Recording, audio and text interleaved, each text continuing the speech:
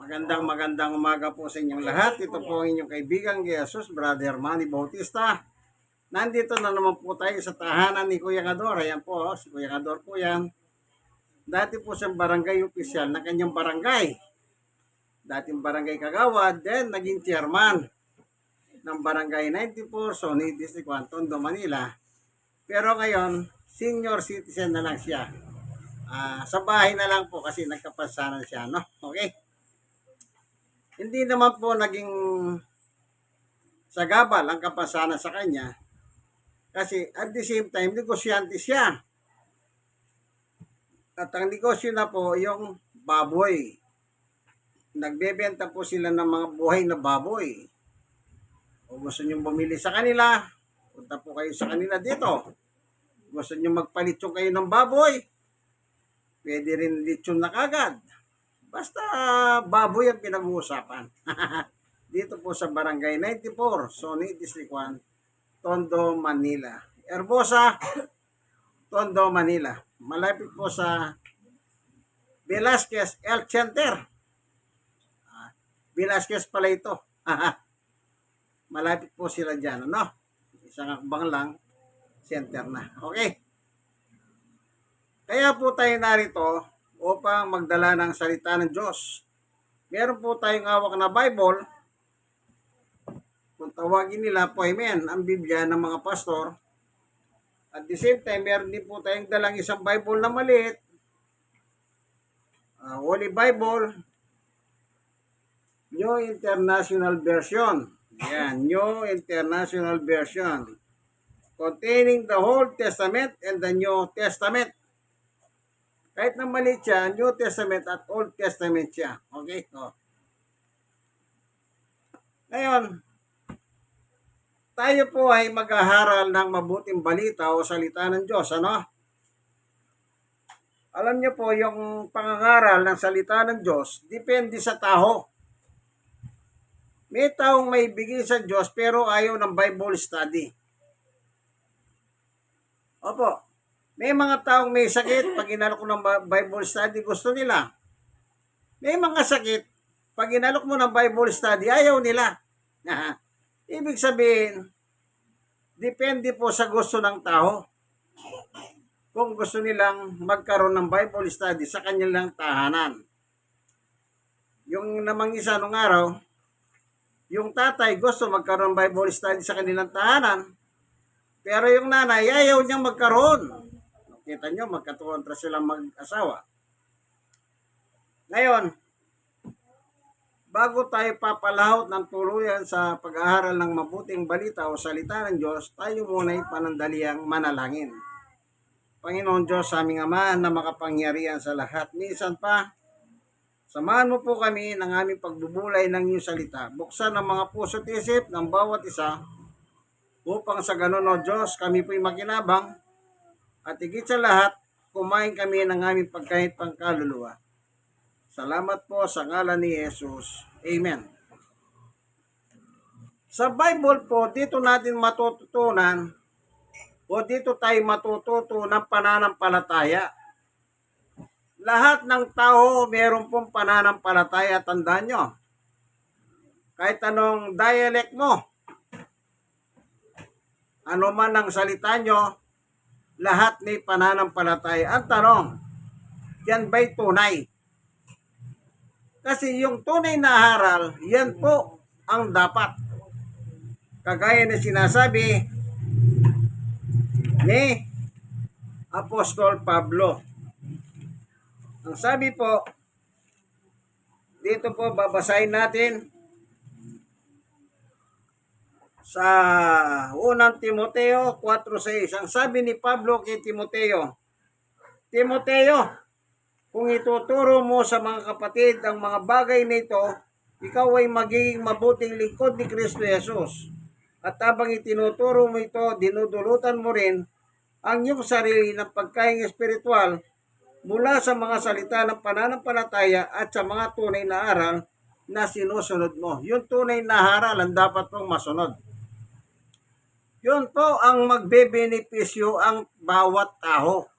Ano man po ang reliyon na kinabibilangan natin, kaibigan, Basta yung aral ay totoo, pakikinabangan nating lahat yan. Hindi pwedeng pakinabangan ng isang reliyon at ibang reliyon. Hindi mali yan. Lahat ng sekta ng reliyon, basta ang aral ay tama, lahat makikinabang dyan. Ano yung sinabi ni Pablo? Pagkahing pang-spiritual. Basta tama yung aral. Yan ay pagkain po natin ng ating mga kaluluwa individually. Ngayon, sa ating panahon, ano ba yung nakaraang kahapon? Napanood po sa social media hanggang sa ibang bansa. Dito lang nila nakikita ang masyadong reliyosong Pilipino.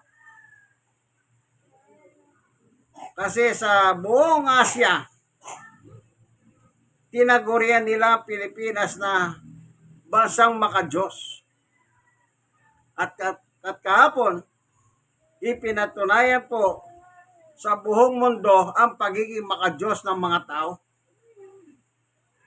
Pero kung makadiyos ang ating bansang Pilipinas, bakit naging number 1 tayo sa korupsyon sa panahon ni Pangulong Gloria Macapagal Arroyo? Opo, sa buong mundo, naging top notcher tayo, number 1 ng Pilipinas sa pagnanakaw. Isipin nyo, nag-number 1 tayo. Sabi ko, nung nabasa ko yon, at least number 1. Kanya lang masama, pagnanakaw. Kung ang bansa Pilipinas ay makadiyos, ngayon na lang sa panahon natin, yung panahon ni dating Pangulong Rodrigo Duterte, ngayon sumabog ang anomalya, ang pagnanakaw sa panahon niya. Iniimbestigahan sa Kongreso at Senado ang pagnanakaw.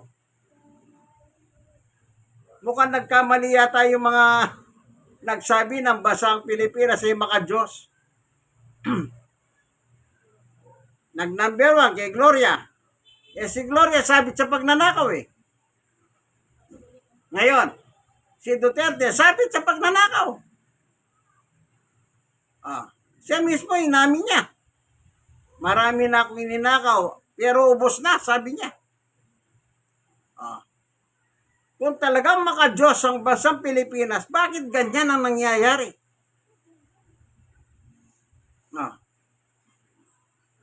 Bansang magnanakaw. Mula sa presidente hanggang sa barangay, ninanakaw ang pera ng taong bayan. Bakit ko nasabi pati barangay? Bakit sa ibang barangay, bonggang-bongga? Bakit sa ibang barangay, walang kabongga-bongga? Alam nyo, meron akong mga kaibigan na chairman. Tinanong ko sila, bakit sa inyong barangay nagagawa ninyo yan? Bakit sa ibang barangay walang ganyan? Kita nyo? Yung isang chairman na kaibigan ko, tinanong ko niyan, ang sagot niya sa akin, alam nyo kung ano? Ewan ko sa ibang mga chairman. Kita nyo? Kaya yung corruption, number 1 po talaga ang Pilipinas hanggang ngayon. Sa totoo lang. Ngayon, yung nangyari kahapon, pinakita ng mga tao na makadiyos ang bansang Pilipinas. Makadiyos nga ba ang Pilipinas, kaibigan? Kung makadiyos po ang bansang Pilipinas, may babasahin akong talata ng Biblia. Ito po wala pong ito bato-bato sa langit at tamaan, huwag kang magagalit. Nagbabasa lang po tayo ng Biblia. Hindi po tayo naninira ng pananampalataya o ng mga reliyon. Dito po sa sulat ni Isaias 45:12, ang sabi ng Diyos, ako ang lumikha ng buong daigdig. Pati ang mga tao do'y tumatahan. Maging ang kalangitan, ako ang nagladlad. Ako ang may kapangyarihan sa araw, buwan at bituin. So dito pinakikita ng Diyos ang kanyang katangian. Ano daw po ang Diyos? Sabi ng Diyos, ako ang lumikha. Lahat ng naririto sa lupa. Kung naniniwala kayo sa Diyos, ano ang dapat ninyong gawin? Hindi po ba dapat sundin natin ang Diyos? Ngayon, meron pa tayong babasahin talata. Sa verse 20, Isaiah 45:20. Sabi ni Yahweh, Yahweh is God, ali kayong lahat na natitirang buhay mula sa lahat ng bansa. Nananawagan ng Diyos sa buong mundo, kayong mga natitirang buhay, yung mga buhay, yung kagaya natin huminga, ang tinatawag ng Diyos. Anong sabi ng Diyos? Ali kayong lahat ng mga natitirang buhay mula sa lahat ng bansa. Kayong mga mangmang na nagpapasan ng mga himahing kahoy. Tinatawagan niya yung mga nagpapasan ng himahing kahoy. Kahapon po, nakikita ko po sa balita, sa iba't ibang mga nagbabalita sa telebisyon, sa YouTube, sa Facebook, sa social media, yun nagpapasan ng mga himahing kahoy kahapon. Anong sabi ng Diyos sa kanila? At dumadalangin sa mga Diyos-Diyosan na hindi makapagliligtas. Yan palang mga gawang imahen ng kahoy na yan. Hindi po sila makapagliligtas, ang sabi ng Diyos. Diyos ang may sabi, hindi ako. Binabasa ko lang po ang aral ng Diyos. Ang mga taong ito ay walang nalalaman. Itong mga taong ito na namamasan ng mga himahing kahoy sa kanilang mga balikat, ang sabi ng Diyos, sila'y mga mangmang at walang nalalaman. Ito po ay nasaksiyan natin kahapon sa traslasyon o prosesyon 2026 ng Quiapo. Sipin niyo po yan. Ang problema lang dito, alam niyo kaibigan, ano? Dapat kung ikaw yung pare, dapat hindi mo na ginagawa yan eh. Kasi kung mababasa mo lang ang Biblia, Diyos ang may sabi niyan, hindi ako. Ginagawa ninyong mga mangmang yung mga tao.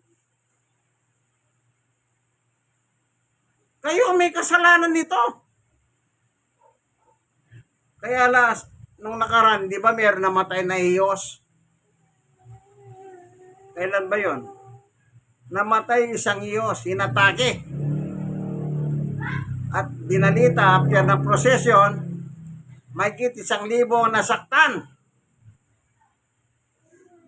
Isipin nyo yan. Yan ba'y gusto ng Diyos? Hindi. Yan ba'y pananampalataya? Hindi rin. Ang tawag nila sa kanila sarili, mga deboto kami. Alam niyo po sa Biblia, may deboto. Pero hindi sila gaya ninyo. Ngayon, sino paniniwalaan dyan? Yung mga deboto ng Biblia o yung deboto ninyo? Kagaya ninyo. Ito po, may dala tayong isang maliit na Biblia kung tawagin New International Version. NIV. Babasahin ko po yung mga deboto rito. At saka ako ikukumpara sa mga deboto ngayon. Kung pareho kayo. Kung pareho kayo. Hindi kayo pareho eh. Yung naturuan, eto, babasahin ko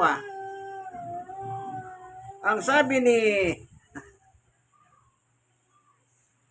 dito po sa Acts o Gawa, chapter 2. Ito nakalagay. Basahin po natin,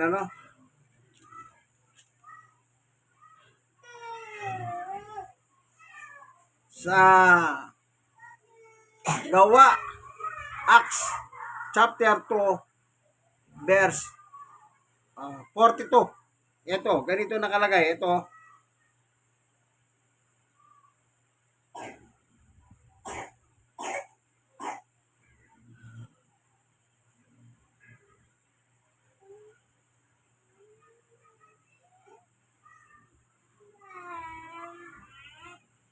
They devoted themselves to the apostle teaching and to the fellowship. Yung mga napangaralan sa panahon ng Pentecostes ni Apostol Pedro, na nanampalataya sila sa aral na dala ni Apostol Pedro, sila'y mga naging deboto. Meron na po palang deboto noon. Pero yung mga deboto noon, sa panahon na nangangaral si Pedro, sa panahon ng Pentecostes sa Jerusalem, sila'y naging deboto. Kanino? Sa aral ng mga apostol. Aral. Yung mga deboto ngayon, deboto sa mga ribulto o imahen at pinapasan sa balikat at sinasayaw-sayaw pag ganon. Nagpapabigat lang po ng balikat yan, lalo na yung mga kabataan nakita ko. Hirap na hirap sila. Ba't hindi mabigat po yun kahoy yun ultimo mga kabataan nakayag sa ganyan. Bali matanda na malakas. Pero paano yung mga kabataan po na nakikita ko nagaganyan din? Hindi ba nakikita ng Basilica Quiapo ito ng mga pare? Hindi ba nila nakikita yung hirap ng mga taong ito? Wala naman mapapala dyan Sabi ko nga po, meron namatay na hiyos nung araw. Inatake. Meron mga nasugatan, nasaktan, mahigit 1,000. Yan bang gusto ng Diyos? Hindi na gusto ng Diyos ang ganyan. Kaya yung mga naging deboto sa panahon ng Pentecostes sa pangangaral ni Apostol Pedro, sila po'y nasing deboto sa salita ng mga apostol.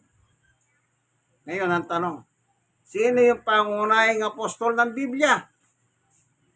Dito po, babasahin din natin dito kung sino yung apostol ng Biblia. Ayon sa Hebreo, chapter 3.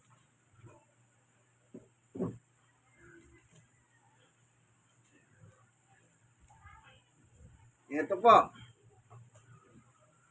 Chapter 3, verse 1 ng Hebreo.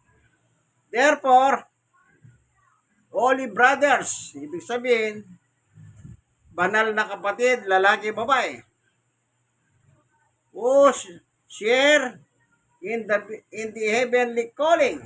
Yan. May pagkatawag ng maka-Diyos na tawag sa langit. Fix your thought. Isentro itong ating mind.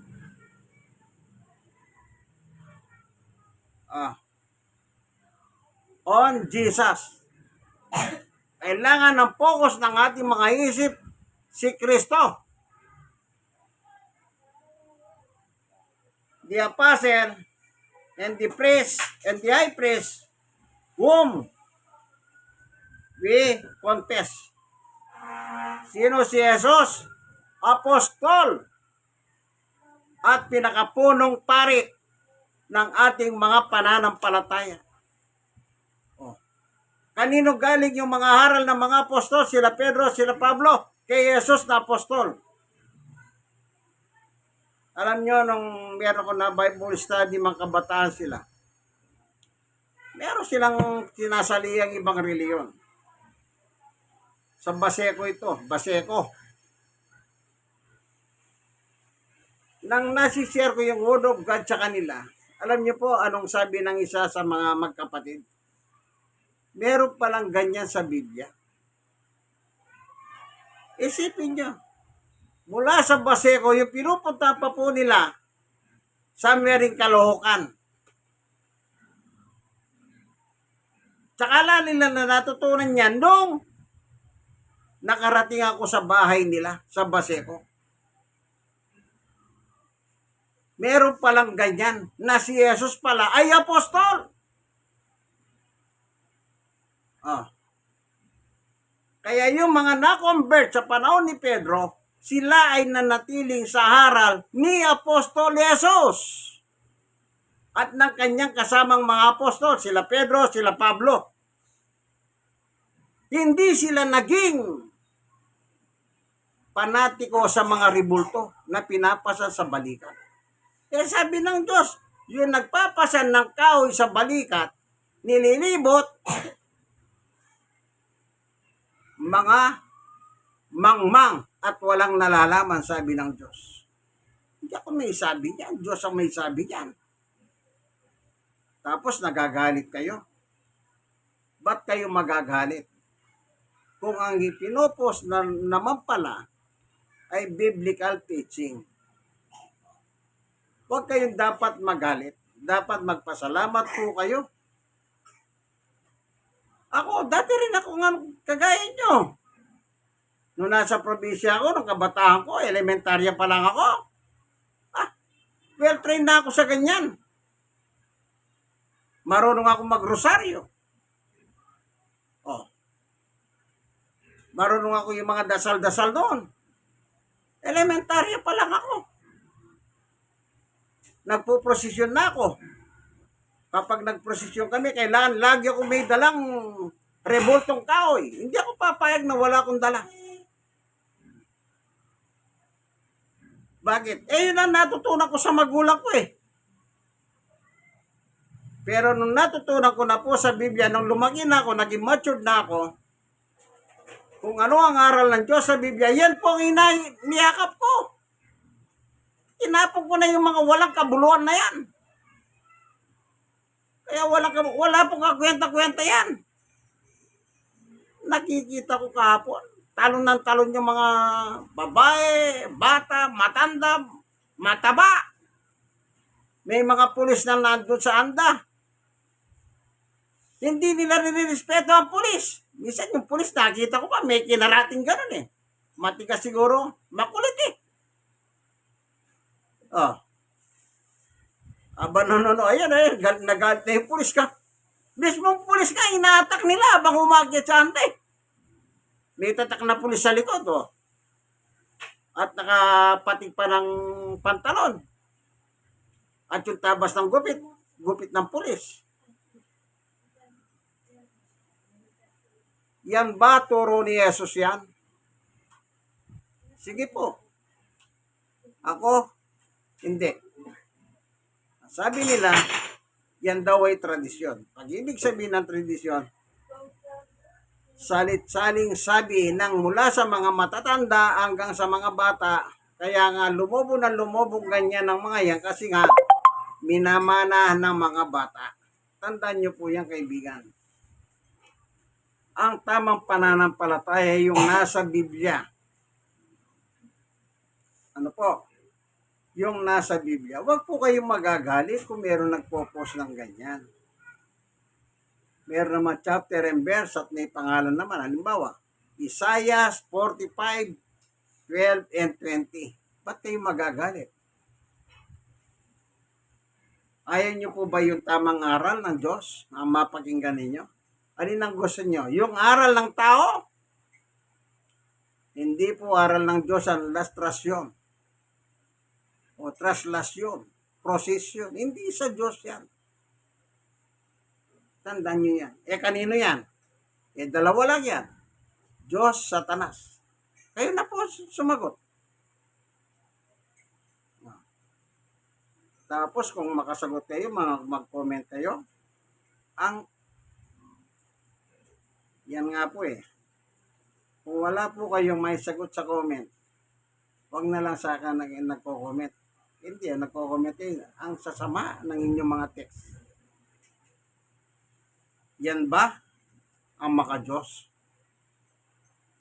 Sige po. I challenge you.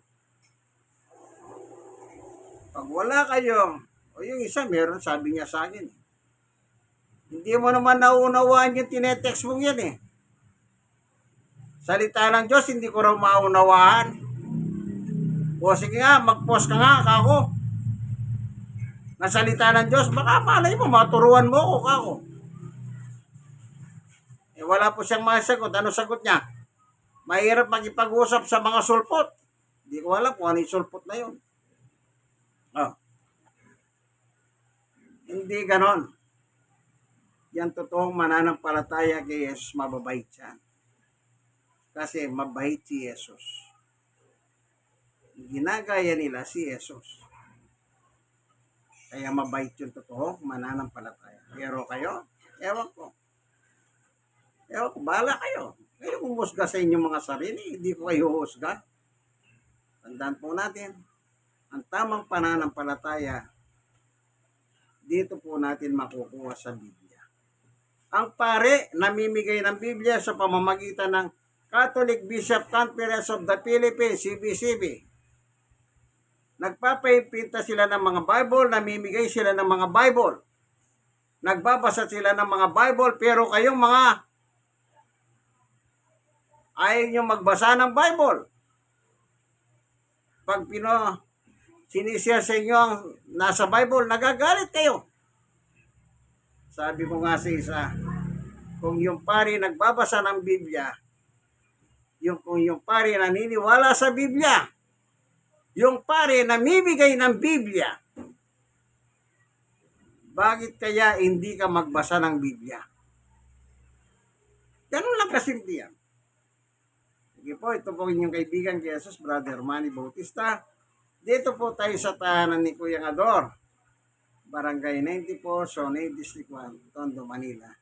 God bless us all po sa inyong lahat. Nawa, meron kayong naunawaan. Hindi ko po aral ito. Kaya nga dalawa na po hindi na akong Bible. Isang Tagalog at isang English. Sige po, bye-bye.